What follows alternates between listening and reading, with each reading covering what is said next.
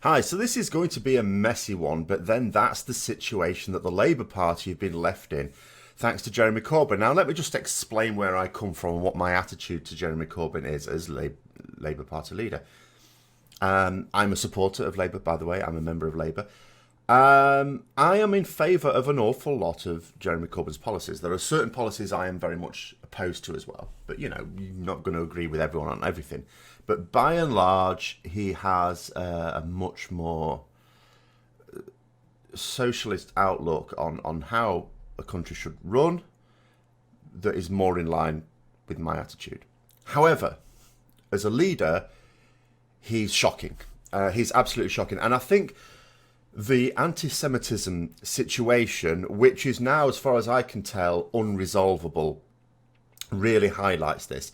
So the situation we find ourselves in, for the last few years, the Conservative Party, the party in government, the party very much opposed to Labour, have been tearing themselves apart. You know, the referendum for Brexit, which was supposed to prevent a split in the Conservative Party, that's the only reason the Prime Minister at the time, David Cameron, ever put it forward, have failed spectacularly. The split is huge. It's massive. Jeremy Corbyn is incapable of exploiting this. Now, he's incapable of exploiting it for several reasons. First of all, he knew we were onto a bad start when he started as Labour leader, and he said he wanted to project a kinder form of politics. There's no room for kindness in politics, unfortunately. It'd be nice, it'd be lovely if it was, but the problem is that when, people are deceiving the public, then you need to be able to call them out on it. But the other problem he had was that as a backbencher himself, he always was in opposition to the Labour leadership. Now, I don't mean in opposition in that he used to have his own say. Of course, all MPs should be able to have their own say, particularly if it's, very genuinely reflecting the views of their constituents. That's their job. But he used to attack his own party, even when it was in government, on a lot of issues. Now, there are a few issues which you would say fair enough, such as the Iraq war issue, especially since, since then I think a lot of people would have taken his point of view anyway. But he used to just do it all the time. He was very, very disrespectful to leadership. So when he became Labour leader, well, all of a sudden, the case is this for a lot of MPs. It's like, well, hang on a minute.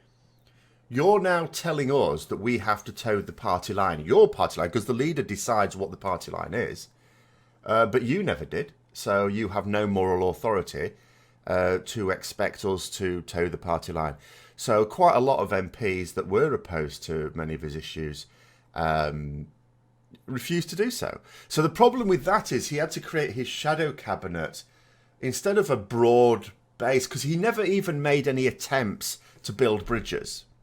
And that's the problem. Had he done that, then it would have been okay. Because there were a few prominent people who don't exactly see eye to eye with him that were prepared to help him form a shadow cabinet, and form an effective opposition. But that wasn't his attitude. His attitude looked very authoritarian when it comes to it. As soon as he was put into a leadership position, very authoritarian. It's like, no, this is my way. The people have voted me to be leader, which they have, and they've done it a couple of times. And you need to do this, you need to follow my way. And the MPs are going, no, because you never did. So the situation now is that the majority, not all, but the majority of people that are forming his shadow cabinet, in other words, senior members of Labour, are the ones who are on the extreme left of the party, and which isn't the big issue, because they're the only ones that will follow him, because they're the very people that wanted him to be leader in the first place. And the problem with that is that some of them are politically naive, and they will, and some of them are they're, a lot of people may well have views that aren't going to look good, and sometimes they're not good. But at least politically savvy people will know not to say them, not to say certain things. Unfortunately, the people he has to have close to him, because the only people he trusts are the very sorts of people that you cannot trust to project a good image of Labour to the public. And this is the problem. This is why the Conservative Party, as much as it's tearing itself apart, do not feel threatened at all by the opposition, because the opposition can make landing blows on them because they've got problems of their own. And the big problem that Labour have is accusations of anti-Semitism. Now, I say accusations. The fact of the matter is that there have been situations where people have made anti-Semitic comments and have not been dealt with either quickly or effectively. So it's more of it's more an accusation. It's a fact. There is a fact that there have been a lot of people that Jeremy Corbyn, even if he hasn't actively defended them, although there are certainly accusations of that at the very least he hasn't dealt with them properly. Now, for the longest time, there was no suggestion that Jeremy Corbyn himself was anti-Semitic. But the fact that he was not dealing with the problems as they were arising effectively and quickly caused problems. Now, for my money, and it's very difficult to know without knowing a person personally, and I don't know him personally, but for my money, what I would say about him is, first of all, I'm not one of these people who thinks he's at least an honourable man. I don't think he's an honourable man.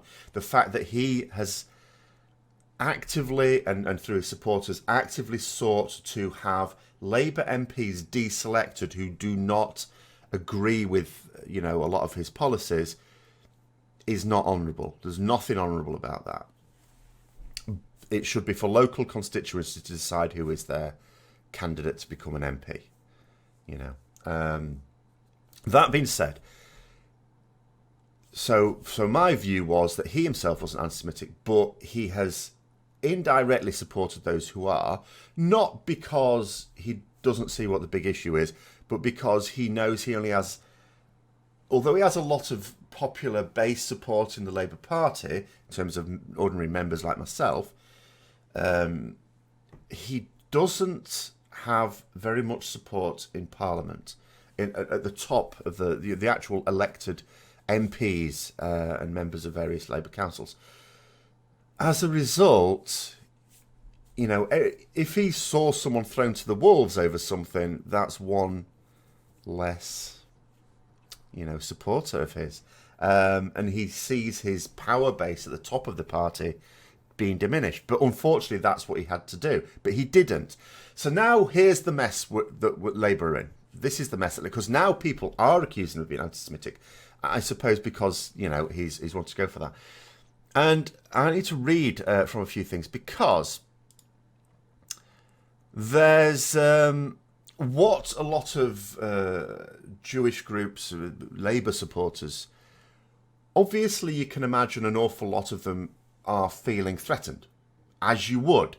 If you can see that people are getting away with anti-Semitic comments and it's not really been dealt with effectively, you'll think one of two things. You'll think, well, either the Labour leadership themselves, even if they don't support those views, at least don't think they're serious. Well, hang on a minute, you're being attacked, of course you think it's serious. Well, secondly, that the procedures that the Labour policy for dealing with these situations is not adequate.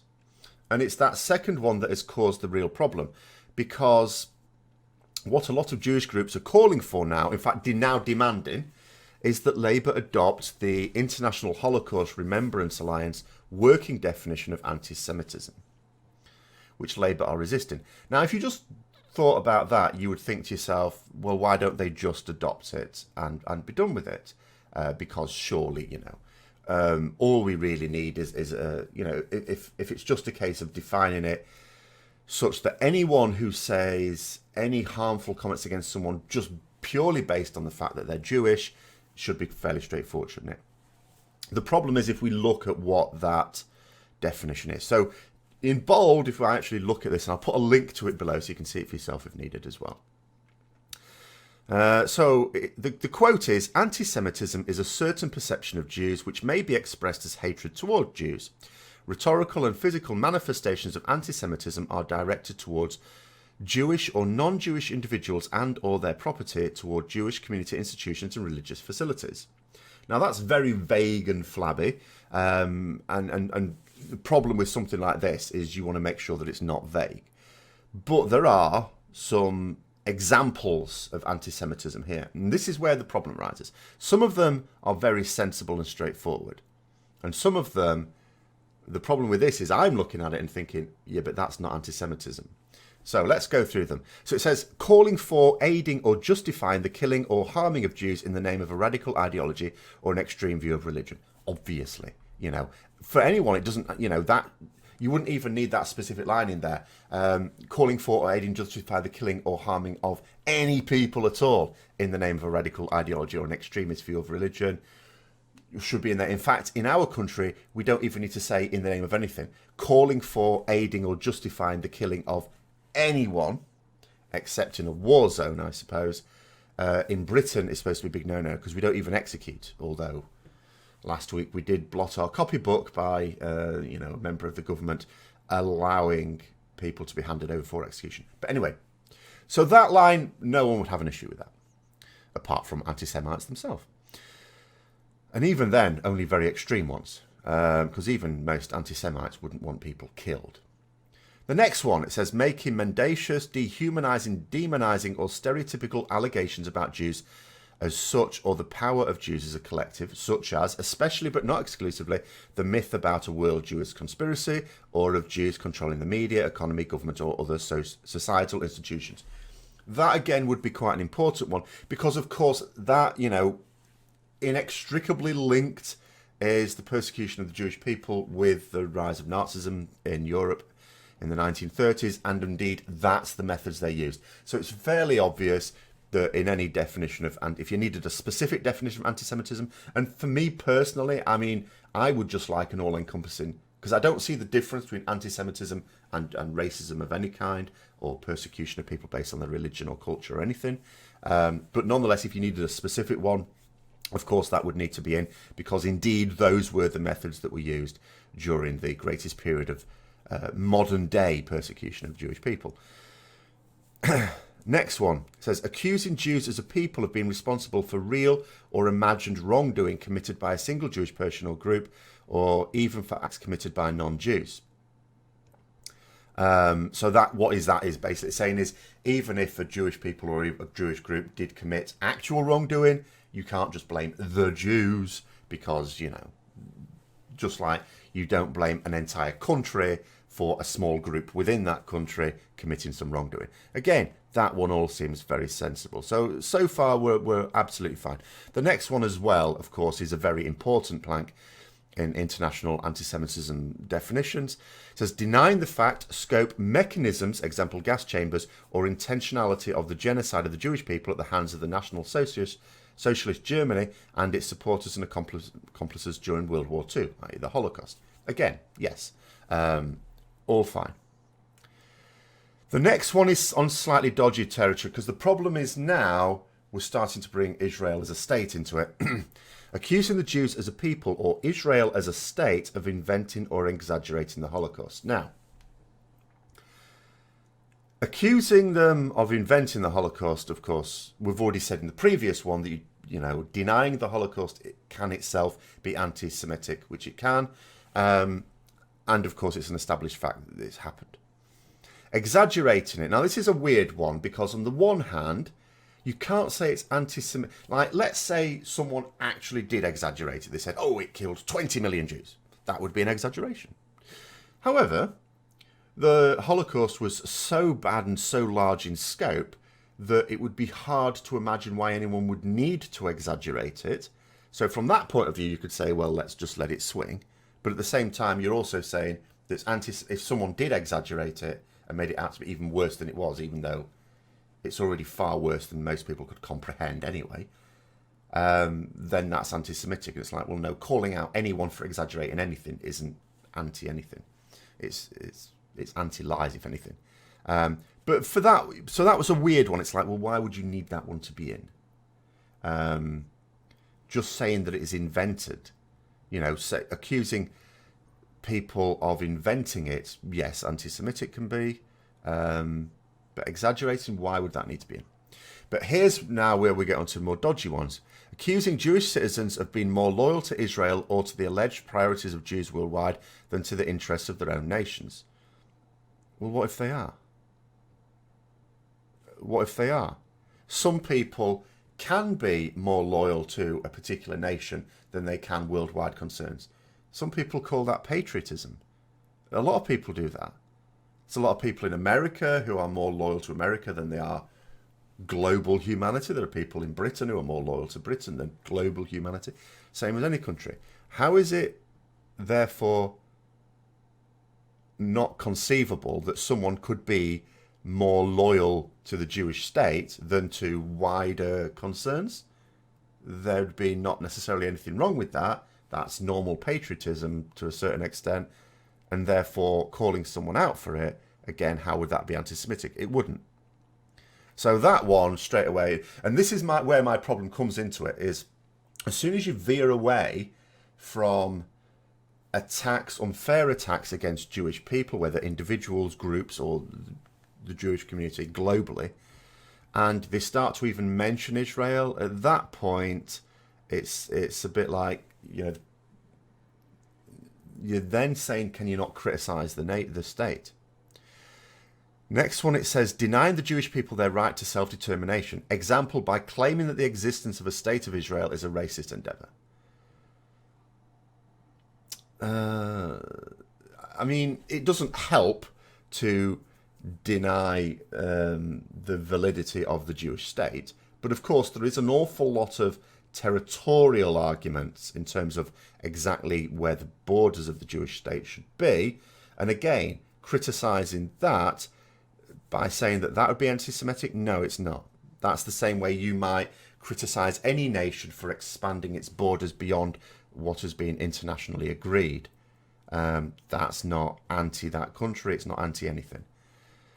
And this is why, and again, going a bit further down, drawing comparisons of contemporary Israeli policy to that of the Nazis. Again, so if you criticise the way that Israeli forces treat Palestinians, or draw parallels with the way that the Jews themselves were treated by Nazis, is anti-Semitic? No, it's not necessarily anti-Semitic either. And this is where the problem comes. And this is why, Jeremy Corbyn can't adopt it. Some background here. He can't adopt it because to adopt it would mean that it'd be classed as anti-Semitism to criticise anything Israel does. That's the problem there. Now, if they were to say, I'll tell you what, we'll adopt all these ones that don't mention Israel, then the problem is that now doesn't seem to be placating people. Because don't get me wrong, there are some people who want to see these definitions prevent criticism of Israel, a small number of people. But there are people as well who very genuinely feel that the Labour leadership now is anti-Semitic because it hasn't dealt with it. If it had dealt with those cases properly, quickly, efficiently, when it had the opportunity, before it could be accused of anti-Semitism, this wouldn't have occurred. This would never have blown up. So now we have a situation where I think Labour are in an almost impossible situation. And this is they're going to constantly be accused of anti-Semitism.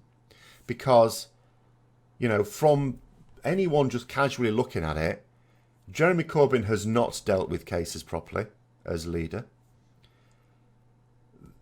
Groups are saying, well, why don't you just adopt this internationally accepted definition? And he's going, no, we want to adopt our own definition. That just looks dodgy. That looks like, you're trying to water it down. And yet, if they do adopt it, then that means that you can't criticise Israel anymore without falling foul of your own party's rules. You then become a slave to supporting Israel in everything it does, not just its right to self-determination, which might be from some people's point of view the intention of it. All we want to do is protect Israel's right to self-determination, which obviously is fine. But it means you can't even criticise it in terms of its relationship with its neighbours. It also means, by definition, you can't, or you struggle to support the Palestinian state other than what Israel will agree to, as opposed to be compelled to agree to. So it's buggered. The whole thing's buggered. And because of all this, and because this keeps blowing up, people can't take him seriously on a whole host of issues, which means that he cannot form an effective opposition, which means that the government has no effective opposition against it.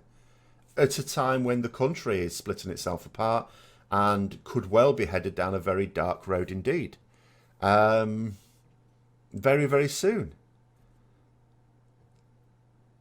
And it's a huge mess, and it is caused by the fact, as I say, ultimately, whether or not Jeremy Corbyn is anti-Semitic, and I'm still prepared to accept that he's not, and that he's just trying to protect people that are his, because he's had such a small number of allies, that he's tried to make excuses in his own head to try and defend them, and it's backfired. And it's ultimately been caused by the fact that he did not have the leadership skills to build bridges with people he doesn't quite see eye to eye with. If from the start he'd have gone in with the attitude, the problem is he went in with the attitude, all these Labour supporters have said, I should be leader, so you need to do what I say and listen to them. Instead of, if he'd have just said, look,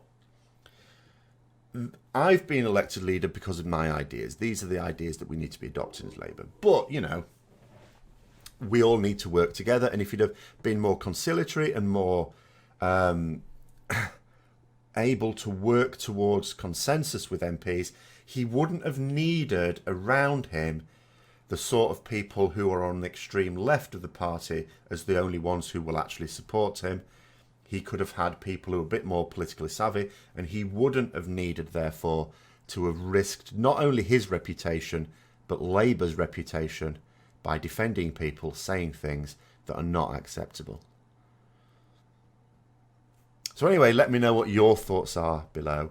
Don't forget to like the video if you did enjoy listening to it.